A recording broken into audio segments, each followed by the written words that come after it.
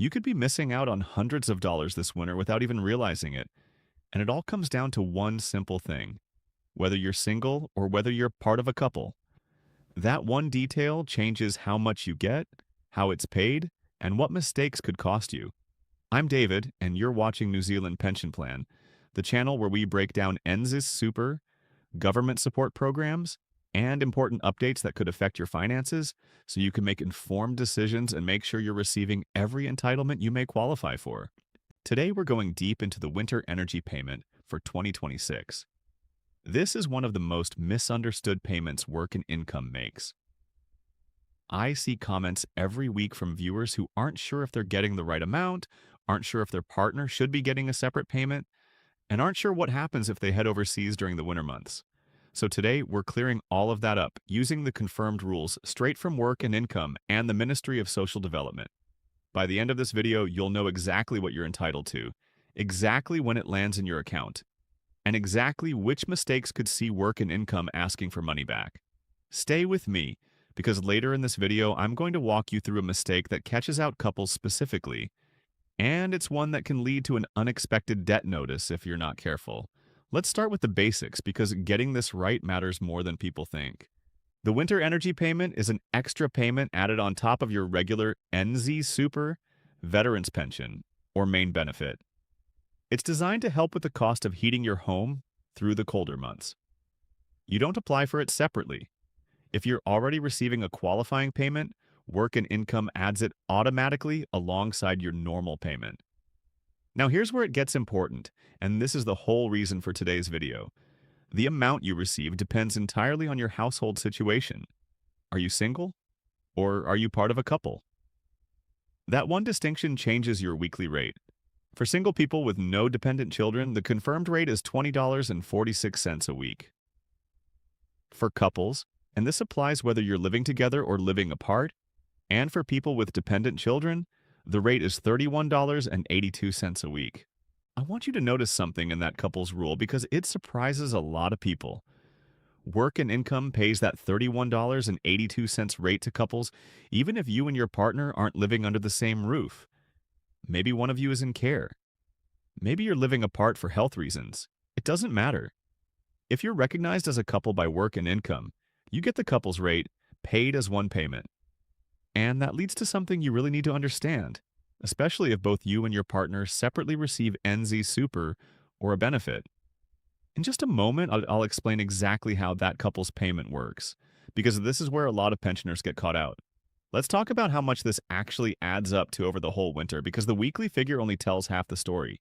The winter energy payment runs for 22 weeks each year, starting on the 1st of May and finishing on the 1st of October. Over that full period, a single person will receive a total of around $450.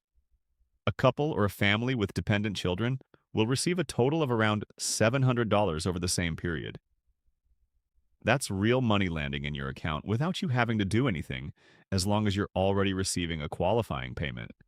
Take a moment to consider what that could mean for your winter power bills. For many retirees, that's the difference between turning the heater on without worry and rationing it to keep costs down. Now let's talk about who actually qualifies, because this payment isn't just for NZ Super recipients.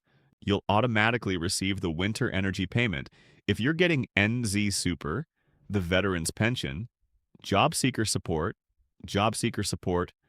Student Hardship, Sole Parent Support, the Supported Living Payment, the Young Parent Payment, the Youth Payment, an Emergency Benefit, or the Emergency Maintenance Allowance.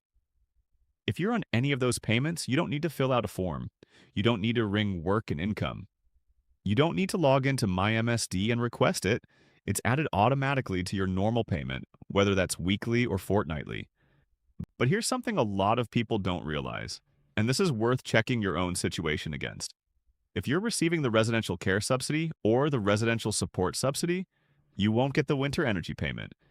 And if you're living overseas, you generally won't qualify either, which brings me to a really important section coming up about overseas travel and what it means for your payment.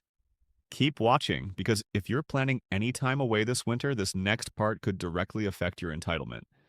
Let's talk about the payment dates for 2026, because timing matters here, and getting this wrong can lead to confusion about why your first payment looks smaller than expected. The winter energy payment period runs from the 1st of May 2026 through to the 1st of October 2026. Now, the 1st of May this year falls on a Friday. For anyone paid weekly, that means your very first payment will actually be a part payment, landing in the week of the 4th of May. You won't get the full weekly rate until the week of the 11th of May. If you're on NZ Super or the Veterans Pension and you're paid fortnightly, it works a little differently. Your first payment will be a part payment on the 5th of May, and then you'll receive the full fortnightly amount from the 19th of May onwards. So if you look at your bank statement in early May and think, hang on, that doesn't look right, don't panic. That's completely normal. It's simply because the payment period started partway through your normal payment cycle. By the second payment, you'll be receiving the full rate right through until the 1st of October. Now here's something practical you should know. This payment cannot be paid as a lump sum. Work and income will not pay you the full 22 weeks in one go, no matter how you ask. It's designed to be paid alongside your regular payment, week by week or fortnight by fortnight, for the entire winter period. Let's move into the part that catches the most people out, and this is exactly what I promised to explain earlier. The rules for couples. If you and your partner are both receiving NZ Super separately, or one of you is on NZ Super and the other is on a different qualifying payment, you might assume you should each get your own winter energy payment. That's not how it works, and this is a really important distinction to understand. Work and income treats you as a couple and pays one combined winter energy payment, not two. That payment goes into a single bank account, generally the account belonging to whichever one of you has the lower client number. If you want that payment switched to the other partner's account instead, you can simply call Work and Income and ask them to change it. Now, why does this matter so much? Because if your household is incorrectly recorded as two single people instead of a couple, you could end up receiving two single payments instead of one couple's payment. That might sound like a win in the short term, but it isn't. If Work and Income later identifies the error, and they will because these records are checked, you will be asked to repay the difference. That's an overpayment debt, and nobody wants that kind of letter arriving in the mail. So here's what I want you to do. Take a moment to check how your household is recorded with Work and Income. If you and your partner are both receiving payments and you're not certain whether you're set up correctly as a couple, it's worth a quick phone call to confirm. It could save you from a debt notice down the track. There's also an important rule about starting and stopping this payment if you're in a couple. If you decide you don't want or need the winter energy payment, you can opt out. But if you have a partner, that decision has to be made together. Work and Income will ask both of you to confirm you agree to stop the payment. And here's the catch. Once you've opted out, Work and Income won't automatically restart it for you in future years, even if your circumstances change. You'd need to actively contact them again to switch it back on. So think carefully before opting out, because it's not something that resets itself each winter. Now let's talk about something else that trips people up every single year, and that's traveling overseas during the winter months. If you're planning a trip away between the 1st of May and the 1st of October, you need to understand how this affects your winter energy payment. For those on NZ Super or the Veterans Pension, Work and Income can keep paying your winter energy payment for up to 28 days while you're overseas. That's a grace period built into the system specifically for shorter trips. But here's the critical part. If you're planning to be away for more than 28 days, you need to tell Work and Income before you go or shortly after you leave. If you don't, there's a real risk you'll be overpaid and Work and Income will come back later, asking for that money to be repaid. Nobody wants to come home from a trip to New Zealand's winter and find a debt letter waiting for them. The easiest way to handle this is to complete the Overseas Travel Dates form, which you can do online before you leave. It takes a few minutes, and it means Work and Income has accurate information to calculate your payments correctly while you're away. And here's a detail that a lot of people miss. If you return to New Zealand before the 1st of October, and your payment stopped while you were away, you need to contact Work and Income directly to get your winter energy payment restarted for the rest of the season. It won't just switch itself back on. However, if you return after the 1st of October, once the season has already ended, your winter energy payment will automatically start again the following year as long as you're still eligible. You don't need to do anything extra in that case. So to summarize that section, because it's an important one, short trips of up to 28 days, generally fine, payment continues. Longer trips, you must notify work and income to avoid an overpayment. And if you come home mid-season, you need to call and get things switched back on yourself. Now, I want to spend some time on something I take very seriously on this channel, and that's separating fact from rumor. There's a lot of misinformation circulating online about the winter energy payment, and some of it could genuinely mislead you about how much you're entitled to. So let's go through the most common claims I've seen, one by one, and I'll tell you clearly whether they're true, partly true, or simply false. The first claim going around is that the winter energy payment for couples has increased this year to around $32.50 a week, supposedly due to a cost of living adjustment. I want to be very clear here. That figure is false and misleading. It comes from unofficial websites publishing what they openly admit are AI-generated projections, not confirmed government figures. The official confirmed rate from work and income for couples remains $31.82 a week. If you see a higher figure quoted online, treat it as speculation, not policy. Always check the official work and income website if you want to confirm the real number. The second claim is one we've already covered in detail, but it's worth repeating because it's so widespread. Some people believe that if both partners in a couple separately receive NZ Super, they should each get their own individual winter energy payment. This is false. Work and income pays one combined payment per couple into one account, regardless of whether both partners qualify individually. Assuming otherwise or allowing your file to be incorrectly recorded as two singles can lead to an overpayment debt. The third claim is that you need to reapply for the winter energy payment every single year. This is false. As long as you're continuously receiving a qualifying payment, like NZ Super, the winter energy payment starts automatically each 1st of May and continues through to the 1st of October with no application required. The only time you'd need to take action is if you'd previously opted out and want to opt back in, or if your circumstances have changed. The fourth claim is that the winter energy payment is taxable and needs to be declared to inland revenue. This is false. The winter energy payment is non-taxable, and it doesn't need to be included anywhere on your tax return. It also doesn't count as income for other assistance, like the accommodation supplement. I want to pause here and make an important point about how to protect yourself from misinformation generally, not just on this topic.